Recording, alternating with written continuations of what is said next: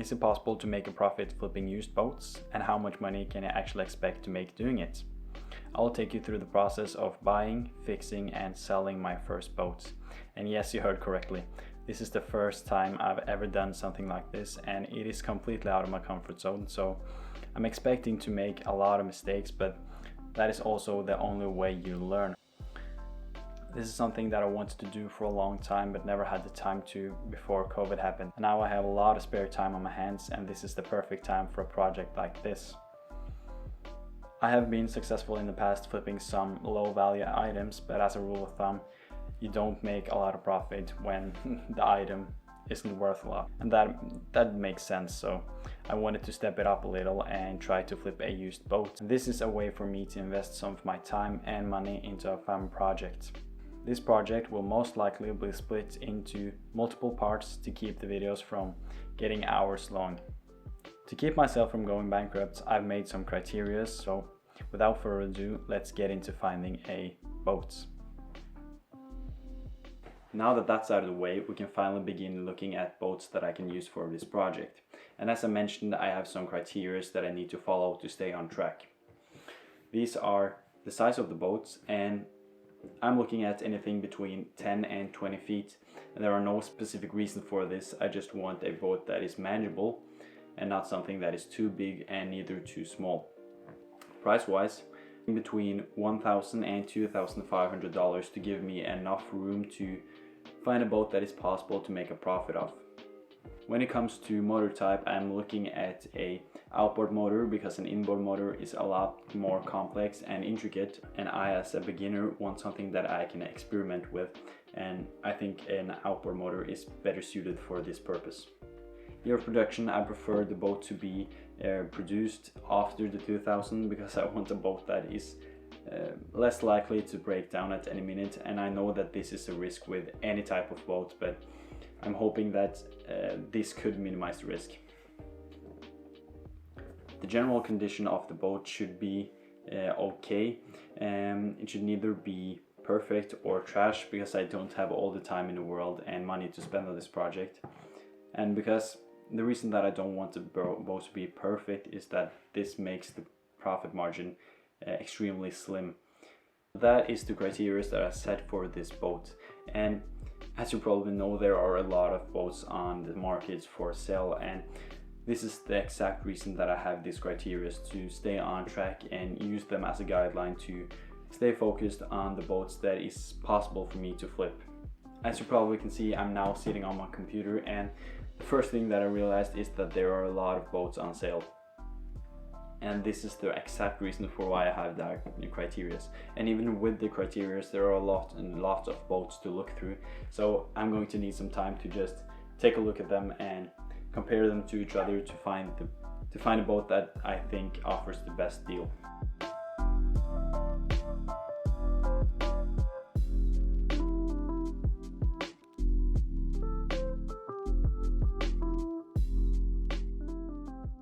After a ton of research, I finally found a boat that looks promising to make a profit of. As you can see from the photos, the boat is not in any way perfect, but it looks to have a good balance between all the elements that I've mentioned as my criteria. There are some scratches and problems with the boat, but they are generally cosmetic fixes. For example, the deep scratch on the right side of the boat looks to be possible to patch up and sand down and smooth. The motor has some damage, but this is mostly to the prop, but I think it is possible to switch out the prop since the motor itself hasn't taken a lot of damage.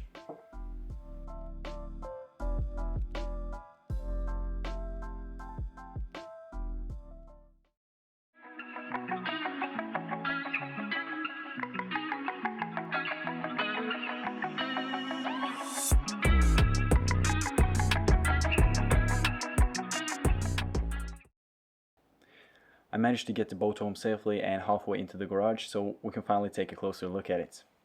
I ended up buying the boat for $1,800, and the boat was pretty far away, so I had to rent a boat trailer for a couple of days to have enough time to get there, pick it up and drive it home. As you can see from the photos, there were two major problems with this boat. Firstly, it was the scratch on the right side of the boat, which was pretty big, but it's mostly cosmetic, so it shouldn't be impossible to fix. The other one is the most important one, and that's the prop. As you can see, there are major damages to the prop, and after inspecting the boat, it didn't look like the damage was done to any other part of the motor, so I decided that this part would most likely be able to switch out. So I've taken the prop out, and you can clearly see that it's heavily damaged, and he has probably just hit a rock or something with it. So I'm looking forward to switching that out and getting a brand new one in. I went to the local marine shop and picked up a new prop, and fortunately they had the one that I needed in stock. While I was picking up the new propeller, I grabbed some gear lube, motor oil, and some new O-rings. But before installing the new propeller, I will be replacing the gear oil, because it looks very messy and I don't want to get it all over the new propeller. After watching some YouTube tutorials on how to drain the gear oil, the process seemed pretty simple. And just as a disclaimer, this is not a guide, but it's simply the way that I did it. Firstly, I placed a tray under the motor to collect the old oil, because this can spill all over the floor, and you don't want that. Then I unscrewed the first and bottom screw. This allows the oil to escape the motor, and the next step is to unscrew the top and second screw. Now that that's done, we can prepare the next step, and that is to pump in the new gear lube. We do this from the bottom screw and from the bottom side, and you mount a hose to the end of the gear lube and pump it in the motor, if that makes sense. And after a while, you should see the lube coming out from the top. From here, we can screw in the top screw.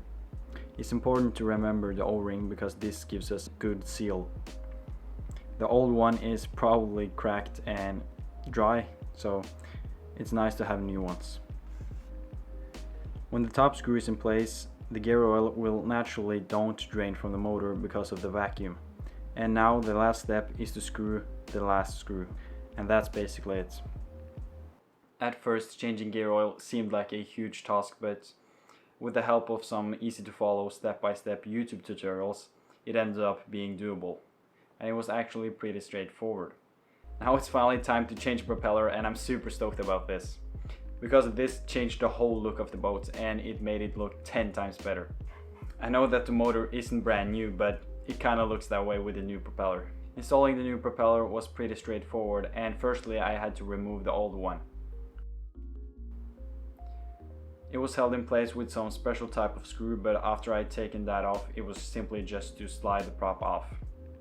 Before installing the new propeller, I added some grease just to lubricate it. And it's generally a good thing to lubricate moving parts just to avoid strain and further damage, especially when it comes to boats. Then I followed the same process just in reverse to mount the prop on the motor. And as you can see, the boat already looks a lot better. Before I'm going to end off the first part of this video series, we're going to change the spark plugs. These are the spark plugs, and by the look of it, this should be pretty easy. To be able to change the spark plugs, you need a socket, and this socket should fit the spark plug.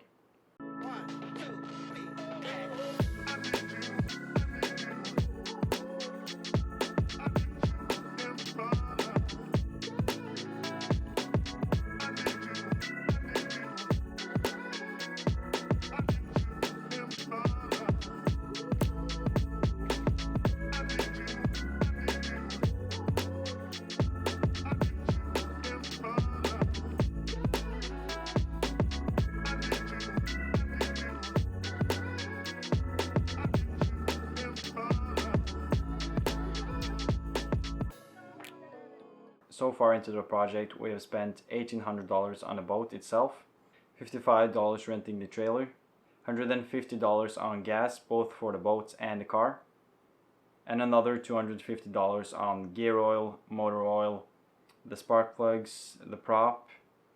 The total comes to $2,255, but we're not done here, not in the slightest.